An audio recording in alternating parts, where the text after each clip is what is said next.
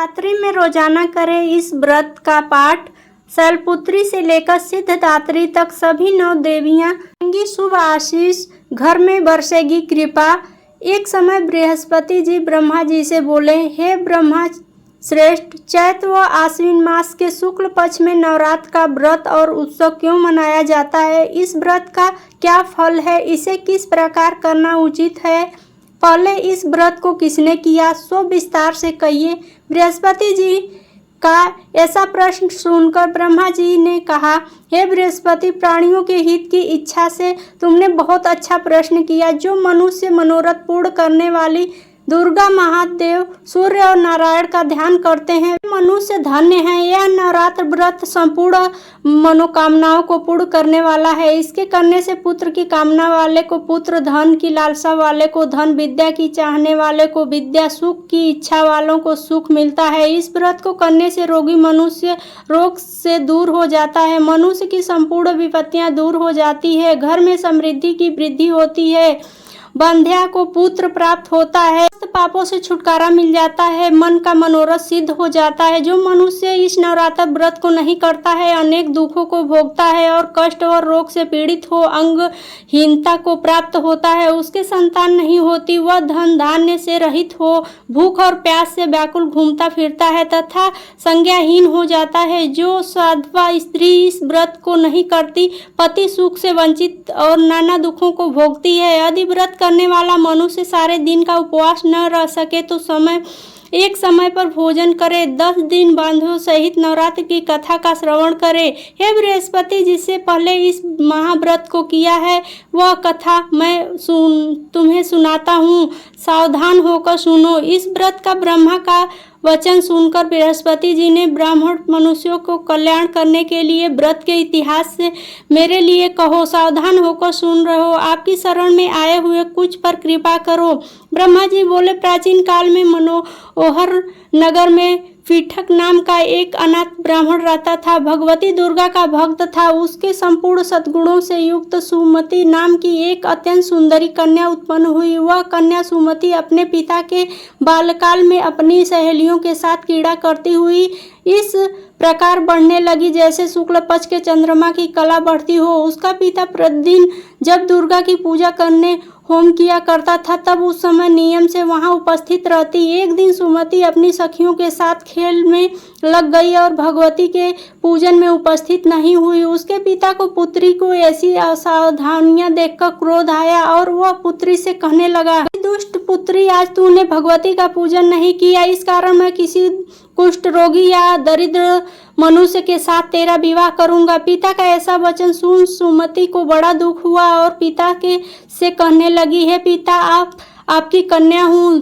तथा सब तरह के आपके अधीन हूँ, जैसी आपकी इच्छा हो वैसा ही करो। राजा से, कुष्ठी से, दरिद्र अथवा जिससे साथ चाहो मेरा विवाह कर दो, पर होगा वही मेरे भाग्य में जो लिखा होगा। मेरा तो अटल विश्वास है, जो जैसा कर्म करता है उसको कर्मों के अनुसार वैसा ही फल प्राप्त होता है, क्योंकि कर्म करना मनुष्य के अधीन है पर फल देना ईश्वर के अधीन है। जैसे अग्नि में पड़ने पर राग आपको अधिक प्रदीप्त कर देते हैं, इस प्रकार कन्या के निर्भयता से कहे हुए वचन सुनकर उस ब्राह्मण ने क्रोधित हो अपनी कन्या का विवाह एक कुष्ठी के साथ कर दिया और अत्यंत क्रोधित हो पुत्री ने कहने लगी, हे पुत्री, अपने कर्म का फल भोगो, देखो भाग्य में के भरोसे रहकर क्या करती हो। पिता के ऐसे कटु वचनों को सुन सुमति मन में विचार करने लगी, अहो मेरा भाग्य दुर्भाग्य, जिसे मुझे ऐसा पति मिला। इस तरह से अपने दुख का विचार करती हुई वह कन्या अपने पति के साथ वन में चली गई और डरावने युक्त उस निर्जन वन में उन्होंने एक रात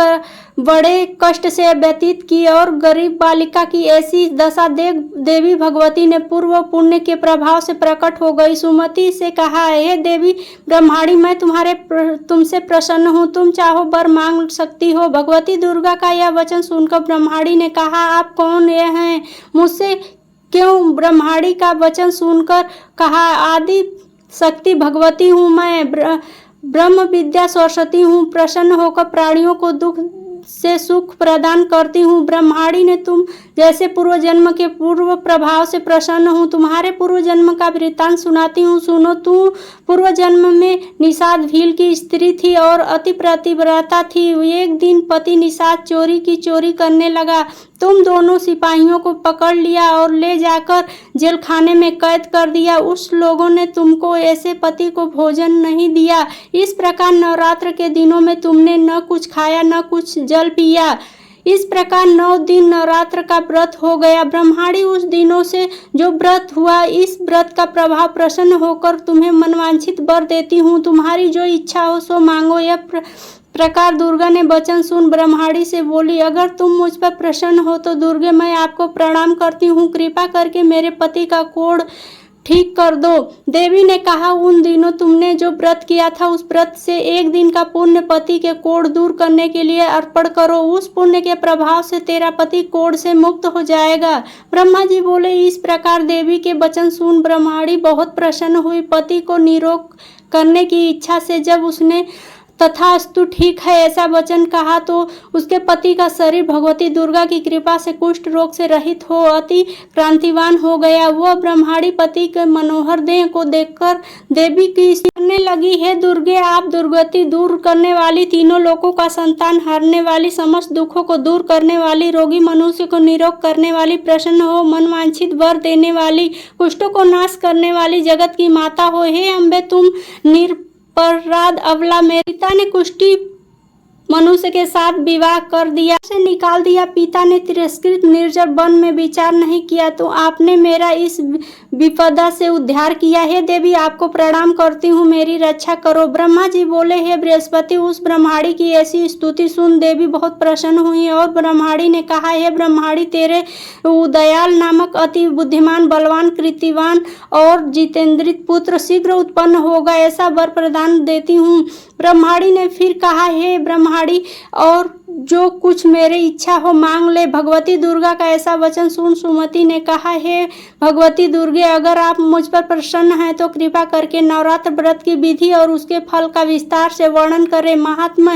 इस प्रकार ब्रह्माणी के वचन सुन दुर्गा ने कहा, हे ब्रह्माणी, मैं तुम्हें संपूर्ण पापों को दूर करने वाले नवरात्र व्रत की विधि बतलाती हूँ। तुमको सुनने से मोक्ष की प्राप्ति होगी। आश्विन मास के शुक्ल पक्ष की प्रतिपदा से लेकर 9 दिन तक विधि पूर्वक व्रत करे। यदि दिन भर का व्रत न कर सके तो एक समय भोजन करे। विद्वान ब्राह्मणों से पूछकर घट स्थापना करे, वाटिका बनाकर उसको प्रतिदिन जल से सींचे। महाकाली, महालक्ष्मी और महासरस्वती देवी की मूर्तियां स्थापित करें, उनकी नित्य विधि से पूजा करें। पुष्पों से विधि पूर्वक अर्घ दे, बीजौरा के फल अर्घ दे, रूप की प्राप्ति हो। जायफल से अर्घ देने से कीर्ति, राख से अर्घ देने से सिद्धि होती है, आंवले से अर्घ देने से सुख की प्राप्ति होती है, केले अर्घ देने से आभूषणों की प्राप्ति। इस प्रकार पुष्पों और फलों से अर्घ देने से होने पर 9वें दिन यथा विधि हवन करे। खंड, घी, गेहूँ, शहद, जौ, तिल, विल, वेल, नारियल, दाख और कदम्ब आदि से हवन करे। गेहूं के होम करने से लक्ष्मी की प्राप्ति होती है। खीर एवं चंपा के पुष्पों से धन की